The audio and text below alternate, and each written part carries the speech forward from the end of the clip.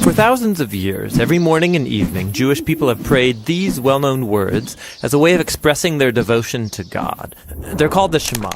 Hear, O Israel, the Lord is our God, the Lord is one. And as for you, you shall love the Lord your God with all of your heart, with all of your soul, and with all of your strength. We're going to look at the word soul. The Hebrew word is nephesh. It occurs over 700 times in the Old Testament. The common English translation of this word is soul, and that's kind of unfortunate. Here's why. The English word soul comes with lots of baggage from ancient Greek philosophy. It's the idea that the soul is a non-physical, immortal essence of a person that's contained or trapped in their body to be released at death. It's a ghost in the machine kind of idea. This notion is totally foreign to the Bible. It's not at all what nephesh means in biblical Hebrew. The most basic meaning of nephesh is throat. Like when the Israelites are wandering in the wilderness, they're hungry and thirsty, and they say to God, "We miss the cucumbers and melons we had in Egypt. Now our nephesh has dried up." Or when Joseph was hauled off into slavery in Egypt, his nephesh was put into iron shackles.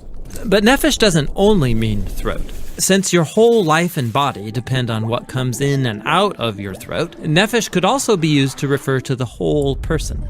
Like in Genesis, there were 33 nephesh in Jacob's family, that is, 33 people.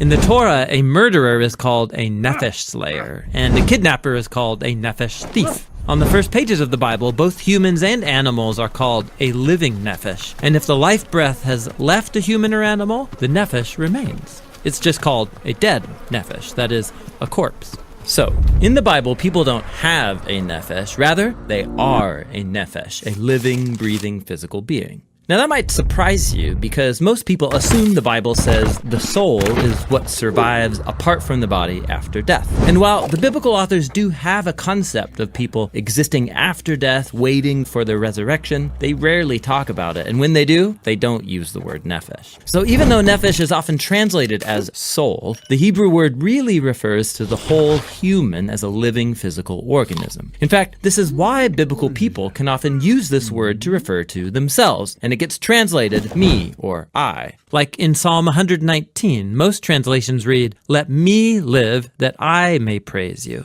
In Hebrew, the poet literally says, "Let my nephesh live that it may praise you." By using nephesh, the poet emphasizes that their entire being, their life and their body, offer thanks to God. In the Song of Songs, the young woman constantly refers to her lover as the one my nephesh loves. And of course, love isn't just an intellectual experience, it's an emotion that activates your whole body, your entire nephesh. This helps us understand the brilliance of other biblical poets who could combine multiple meanings of nephesh in one place. Like in Psalm 42, we read, "As the deer pants for the water, so my nephesh pants after you. My nephesh thirsts for the living God."